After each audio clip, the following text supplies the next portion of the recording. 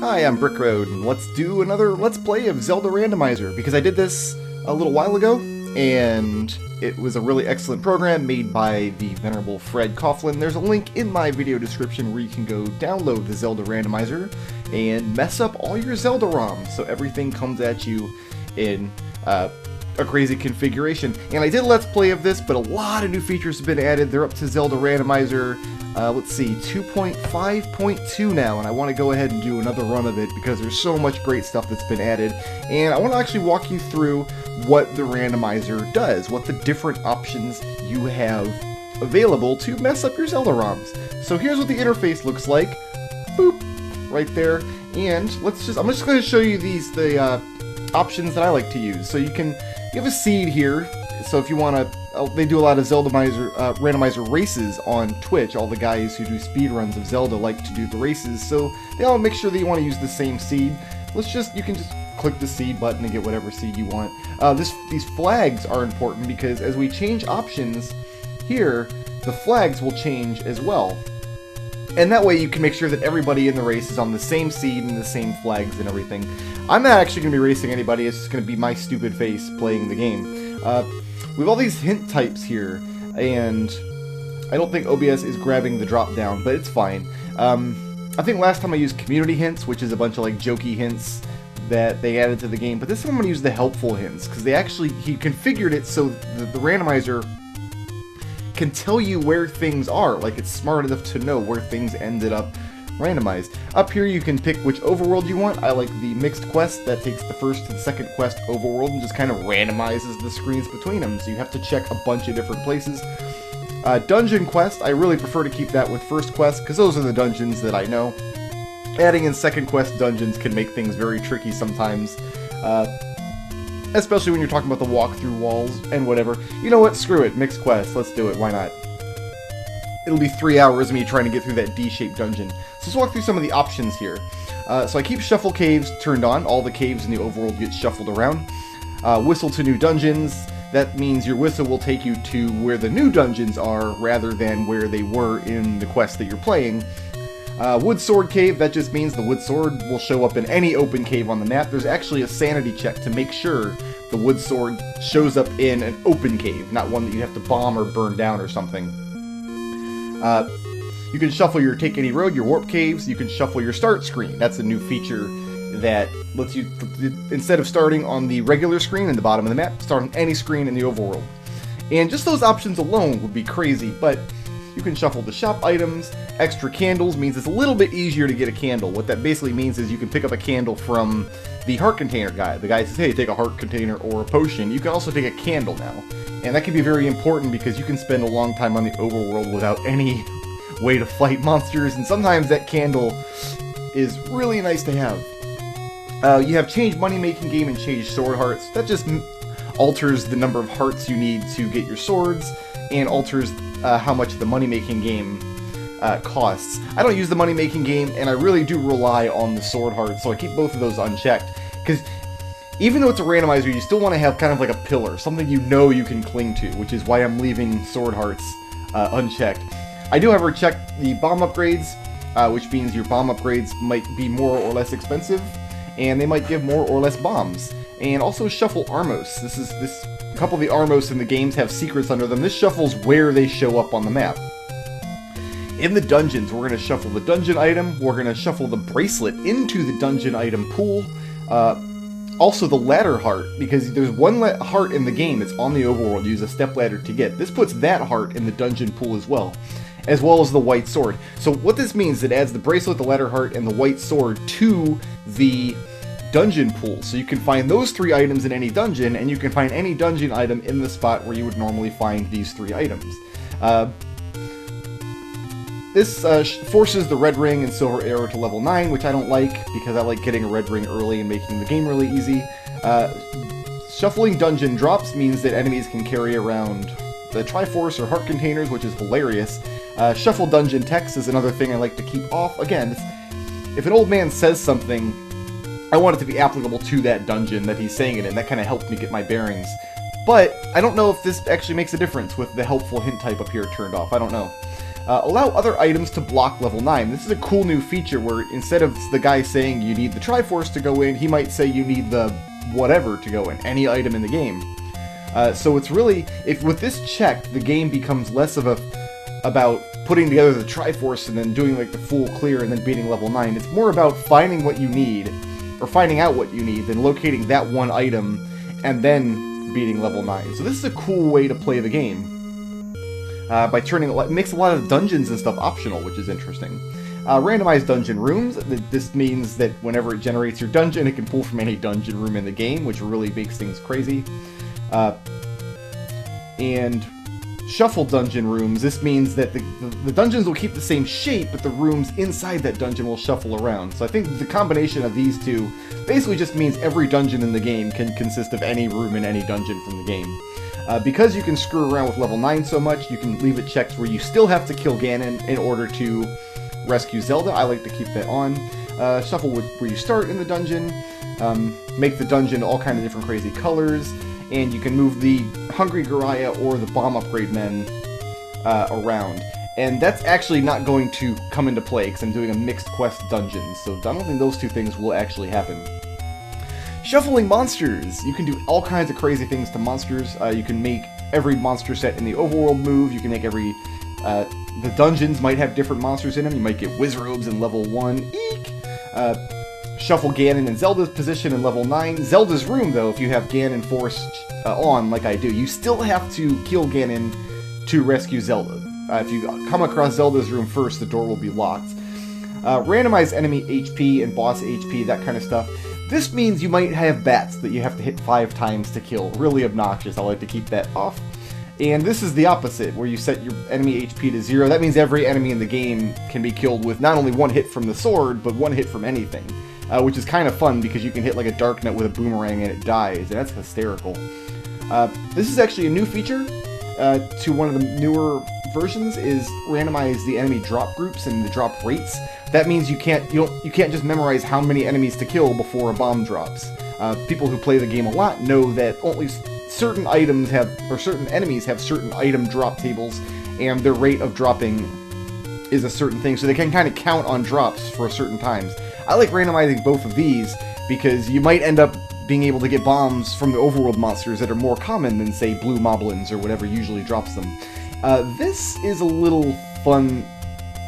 Make important item drops. That's a fun feature that we will not play with on this run, but we will talk about it later. And then the miscellaneous stuff. It's going to give me a random Link sprite and a random tunic color. I have this checked so I can swap my item with select rather than going to the subscreen. And shuffle the music, so the music gets shuffled around a bit. There's also other stuff like makes dungeons, the inside of dungeons invisible, so you have to memorize the screen layouts. There is one-hit KO, which means any amount of damage kills you, which I don't know why anybody would want that. You can force a swordless run, which is actually kind of an interesting challenge. You can randomize what all of your weapons and items and everything look like with the sprite shuffle. Or you can do fun %, which makes everything in the game the same sprite. And then there's all these preset options over here that there's just so much stuff you can do with the randomizer. You can customize the game to any degree that you want. But we're going to do the stuff that I have checked here. I'm going to call this fine. I'm going to generate my ROM. It'll take a second. It's running sanity checks to make sure that the ROM it generates is actually legal. There it goes. And all we got to do is boot that up. So we can get rid of that window now. Go into FCEUX, which is my NES emulator of choice. Find the ROM that it generated right there. And as you can see, it put the seed I'm on and the flags I'm on right there on screen. So you, like if I'm streaming this, I do stream rando sometimes, and people in the stream can just see what's going on. I'm also using a neat little program called Z Helper, and let me put that on screen for you. There it is. And all this is a little device that helps me keep track of what I've seen and where. It's extremely comprehensive. As you can see, it has the entire overworld ready to go. I'm actually going to do this, so it'll actually show you what you need on each screen. Like these green screens are, oh, you can burn a tree here. And the, let's see, where's like a bomb screen down here? Like the little yellow pixels show me where I can bomb. And then because I'm looking at the first quest overworld, these flashing screens here are showing me things that only exist in the second quest overworld. For example, these two screens here have the little tiles you can bomb across the river that aren't there. So each individual screen, I believe the way it works is, like this one here might be there, this cave in the top left might be there, or it might not, because I'm doing the mixed overworld. And that's how it's going to go.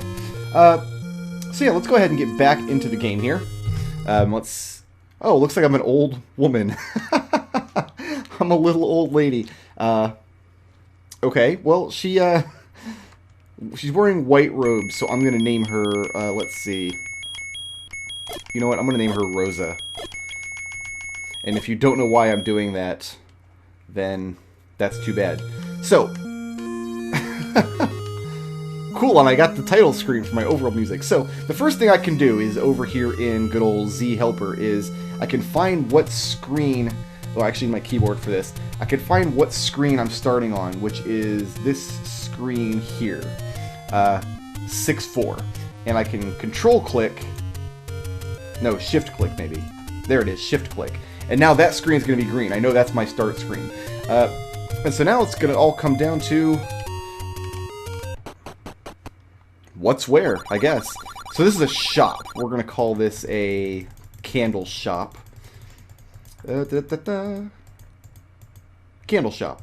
I've also got a shield here. The shield's really expensive. The candle's really expensive too. That's probably not good.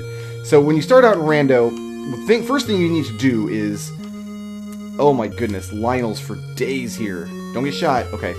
You just kind of start walking around to all the open caves looking for a wood sword. Something. What do we have here? Okay, so this is the white sword cave, which means I can't take this item until I have 5 hearts. And the item is the whistle. So we're going to mark this as the white sword cave. There it is. And then my white sword box up here, I'm going to mark as the whistle. So you can see how Z Helper becomes an invaluable resource for rando runs. It's actually really, really useful. And let's see if I can get something under one of these armos here. Oh, there's the secret. What have I found here? So technically, this is a heart container screen. Can you hear my frantic mouse clicking? I bet you can. Like, I'm not really desperate enough to take that candle yet. You know what? I'm going to take it. We're going to take the candle. We're going to just grab it. We're just going to get to it. We're just going to see if I can maybe... Because now I can kill this Octorok. That Octorok might be able to drop bombs, you know? You just don't know from moment to moment. The Octorok might have bombs. You don't know. I do have that shuffled. Oh, don't shoot me. Okay. So, we can start getting to work over here. And I did take the early candle, mainly because killing these Octoroks, I might get some bombs, but also it'll just let me start burning down these trees. This tree here is burnable in both quests, so I know it's going to be something. Yep, there it is. What do I got? Oh, it's Zelda. I've already won the game. That's it. That's Zelda. No, that's actually a potion shop. I don't know what this square is for. This rupee square. I don't know what that... Oh, you know what? No, I know what it means. Okay.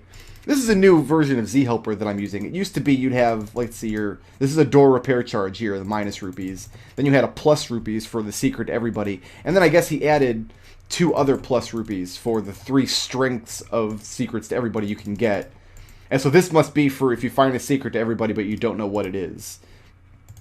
Anyway, we don't need to worry about that at the moment. We need to...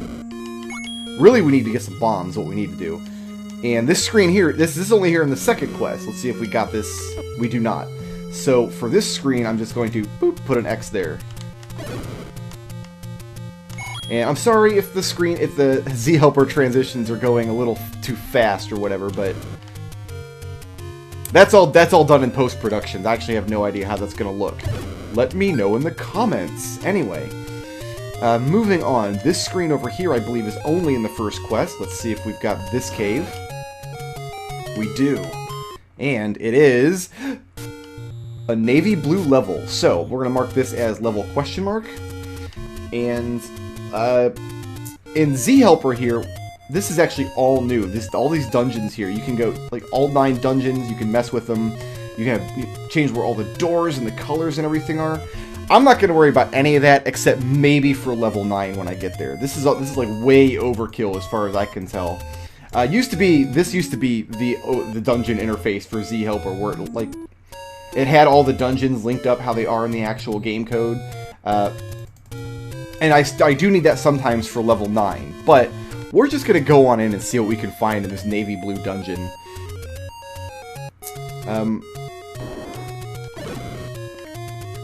We'll play for a few minutes and see if I can figure out which dungeon it is. I gotta try to kill these bats. I think the bats will stay dead between room visits. Let's see, there's 6 in there now. Let's go back and see if there's still 6. I got dark nuts. I can't kill dark nuts with a candle. That's not gonna happen. Yeah, I can kill these bats. Okay, it's gonna take a minute though, because we gotta go 1 visit at a time. I'm gonna try to kill more than 1 bat at a time, but there might be a drop in that room. I don't know. Because in each dungeon, you have a Triforce, you have a heart container, and of course you have the dungeon item. And I don't need the Triforces to win the game. I need one of the particular items. When I do find level 9, it'll say, you know, ones without the stepladder can't go in, or whatever.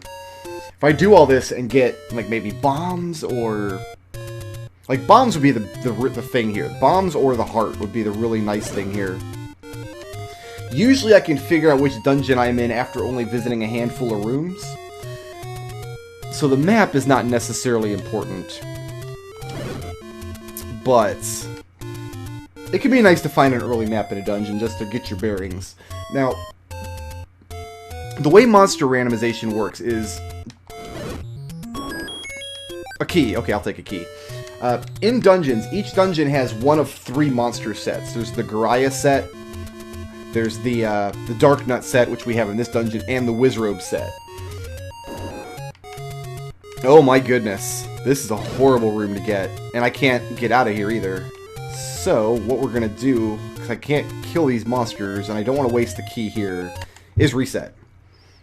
Yeah, we'll just reset, because there's not a lot we can do about that. I think this will be level 6, though. I'm just based on the shape of the map down there. See, we're trapped in this room too, so... yeah, just based on the shape of that map down there, I just know this is level 6. So we're just gonna go 1, 2, 3, 4, 5, 6. There we go. We don't know anything about level 6, though. I don't know what the dungeon item is or anything, and I don't want to waste a key. We might find the next dungeon a few screens over that is not as hostile to us. Nice to know level 6 does not have Wizrobes, though. And this cave is going to... another level. Okay. Already with this. This is a nice dark gray. Yeah, let's just get to it. Let's just see if we can do any damage in here. Ah, I see my man here is holding a heart. I'm just going to take it. Got it. So whatever dungeon this is, like in Z Helper, I'm just going to call it level 1 for now. I don't think it's level 1, but... just to mark that I've got the heart, and then when I know that I've got what dungeon it is, I'll mark the correct heart. It'll be fine. So I can't do anything here. I can't kill those blobs or get out of this room, so... what I've done is in the emulator, I've mapped my reset, because you can do a reset in the game. It's actually the up and A buttons on the second controller. I just mapped those to my shoulder buttons, so all I gotta do is pause the game, hit my shoulder buttons, and I've reset. I can't clear this room because I can fireball these blobs, but they turn into little blobs, and that's not... I can't... the little blobs will respawn when I leave the room. So I actually can't clear that room. What have we here? More blobs. So this will also be a Dark Nut set. This, I bet, is level 7, based on the shape of it. There's a key there. I don't really want to use that key up. 7... I'm going to call this 7 until I see... until I see evidence to the contrary. We're going to say that that's level 7. Shoutouts to Treble for sponsoring this video, and to everybody who helps make my channel possible by supporting me on Patreon.